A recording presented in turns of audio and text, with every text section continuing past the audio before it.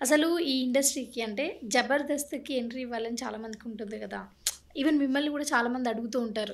అసలు ఎలా అండి? ఎలా రావాలి? ఎలా నేనే ఉండాలి అని? ఆఫీస్‌కెళ్ళి ఫోటోలు అప్పట్లో మేనేజర్ గారు ఏడుకొండల గారు ఉండేవారు. హ్మ్. అప్పుడు ఫోటోలు పట్టుకెళ్ళాను నేను కూడా. హ్మ్. హ్మ్. సో, అసలు ఆ ఎంట్రీ ఎలా ఉంటుంది? అంటే ఇప్పుడు జబర్దస్త్‌లో కావాలి, వీళ్ళు కావాలి, ఒక 5, 6 మంది కావాలి అనుకున్నప్పుడు అక్కడ వేకెన్సీ ఉంది అని వెళ్ళే వాళ్ళకి ఎలా తెలుస్తుంది?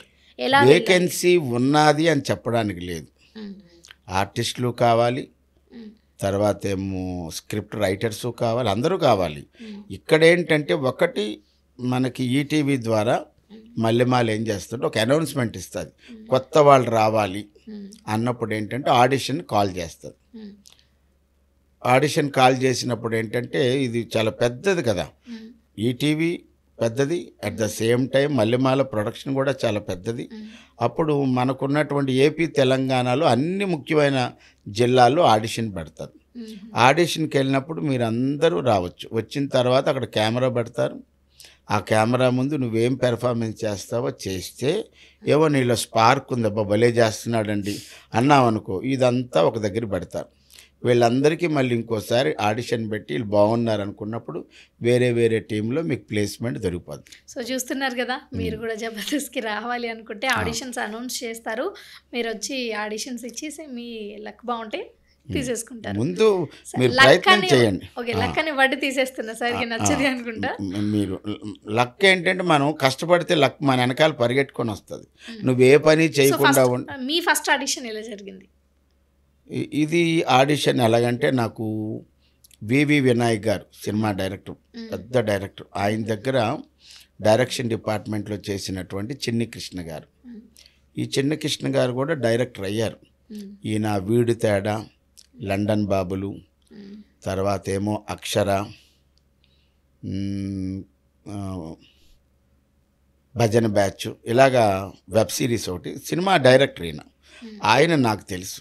ఆయన బేసిక్గా ఒక నాటకం రాశారు. హ్మ్. అందులో నేను వేషం చేసినప్పుడు నా మీద అభిమానించి, హ్మ్. అప్పటికి శకలక శంకర్ టీమ్ లీడర్గా ఉన్నప్పుడు శకలక శంకర్ చిన్నకృష్ణ గారు పరిచయం ఉంటే, ఇలా బాబాయ్కి అవకాశం ఇయ్యి శకలక శంకర్ అంటే అప్పుడు పిలిపించి నాకు ఆయన టీంలో అవకాశం ఇచ్చారు. అలా నేను చిన్నకృష్ణ గారి ద్వారా ఈ నవ్వుల ప్రపంచంలోకి శకలక శంకర్ గారి ద్వారా ఎంటర్ అయ్యాను.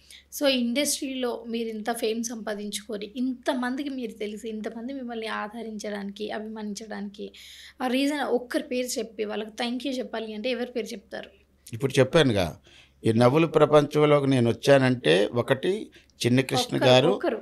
చిన్ని కృష్ణ ఒకటి ఎట్లా ఉంటుంది, నేను జబర్దస్త్కి వచ్చానంటే 2 పేర్లు చెప్పాల్సింది. హ్మ్. చిన్ని కృష్ణ గారు, శకలక శంకర్ గారే. హ్మ్. అసలు ఈ సినీ వినీలాకాశం సినిమా ప్రపంచానికి వచ్చానంటే the great famous star maker L Satyanandam master గారు. నేను ఈ సినిమా ఇండస్ట్రీకి రావడానికి హ్మ్. ఈజ్ సత్యానందం గారు తెలుసా? ఈ యాక్టింగ్ మ్. హ్మ్. ఎవరెవరికి నేర్పించారు? మహానుభావుడు సత్యానందం గారు. హ్మ్. సత్యానందం గారు ఒక పవర్ స్టార్ పవన్ కళ్యాణ్ గారు, హ్మ్. ప్రిన్స్ మహేష్ బాబు గారు, హ్మ్. రెబల్ స్టార్ ప్రభాస్ గారు, హ్మ్. కళ్యాణ్ రామ్ గారు, తర్వాత శర్వానంద్, సాయిరామ్ శంకర్ గారు. మీరు అతని దగ్గర నేర్చుకున్నారా? నేను థియేటర్ ఆర్ట్స్ నాది. హ్మ్. థియేటర్ ఆర్ట్స్ ఆంధ్ర యూనివర్సిటీలో డిప్లొమా ఇన్ యాక్టింగ్ చేసినప్పుడు సత్యానందం మాస్టర్ గారు అక్కడ సీనిక్ డిజైనర్ ఉన్నప్పుడు ఆయన అభిమానం సంపాదించి, ఆయన తర్వాత కాలంలో ఆయన ప్రైవేట్గా హీరోలు కోచింగ్ ఇచ్చుకున్నప్పుడు ఆ అభిమానంతో నువ్వు కూడా రాపారో వీళ్ళందరితో కలిసి ఒక క్లాస్ ఉంటుంది ఇంప్రవైజేషన్. హ్మ్. ఇంప్రవైజేషన్ క్లాస్లో ఇప్పుడు నేను చెప్పిన వాళ్ళల్లో హ్మ్. ప్రభాస్ గారితోని, తర్వాత ఏమో బ్రహ్మానందం గారి అబ్బాయితో, ఎంఎస్ నారాయణ గారి అబ్బాయితో, గౌతమ్ రాజు గారి అబ్బాయితో, కోదండరామరెడ్డి గారి అబ్బాయితో, ఇలాగ కొంతమందితో నేను ఇంప్రవైజేషన్ సీన్స్ మేము కలిసి వర్క్ చేసాం. వాళ్ళతో అవకాశం గురువుగారి ద్వారా వచ్చింది. హ్మ్. సో, ఇప్పుడు మీరు జబర్దస్త్‌కి రాకముందు మీ లైఫ్ ఎలా ఉండేది? అంటే స్ట్రగ్లింగ్ జబర్దస్త్ పీరియడ్. రాకముందు నేను 1980 85 వరకు ఒక షాపులో ఉద్యోగం చేశాను. దాని పేరు జేఎస్ ఆటో స్పేర్స్. హుహు. దాని తర్వాత రాజేందర్ ఎంటర్ప్రైజెస్. హ్మ్. అంటే మీకు తెలియదు, ఇప్పుడు ఒకప్పుడు మెటాడోర్ అండ్ స్టాండర్డ్ 20 అనేటటువంటి వ్యాన్లు ఉండేవి. దాని తాలూకా విడిభాగాలు స్పేర్ పార్ట్స్ షాప్లో చేశా. అప్పుడే బోల్ట్లు ఉన్నట్లు షాప్ కూడా అందులోనే ఉండేది. హ్మ్. ఆ తర్వాత నేను 85 నుంచి 2000 వరకు ఆటోమోటివ్ మ్యానుఫ్యాక్చర్స్ వైజాగ్ మద్దిలపాలెంలో. అదేంటంటే అశోక్ లైలాండ్ లారీలకి, మహేంద్ర జీపులకి, బజాజ్ స్కూటర్స్కి పెద్ద పేరు అది. ఇప్పుడు మీరు పేరు విని ఉంటారు, వరుణ్ మోటార్స్ అని. దీనికన్నా ముందున్నటువంటిది బజాజ్ షోరూమ్ అంటే ఆటోమోటివ్. అందులో ఒక 15 ఏళ్ళు, ఈ షాపులో ఒక 5 ఏళ్ళు, 20 ఏళ్ళు ఉద్యోగం చేశాను. 20 ఏళ్ళు చేసి 94, 95లో ఆమె diploma in acting Andhra university. అంటే ఏ వయసులో ఏదైనా సాధించవచ్చు అని చెప్పడానికి మీరే ఎగ్జాంపుల్ ఏమో. నేను 67, 80లో నేను ఉద్యోగంలోకి వెళ్ళానంటే అప్పుడు నా వయసు ఎంత చెప్పు? ఎంత చెప్పు. 67, ఇప్పుడు మీ దానికి వయసా? 3 కలుపు. ఇప్పుడు మీ 70. వయసు 63.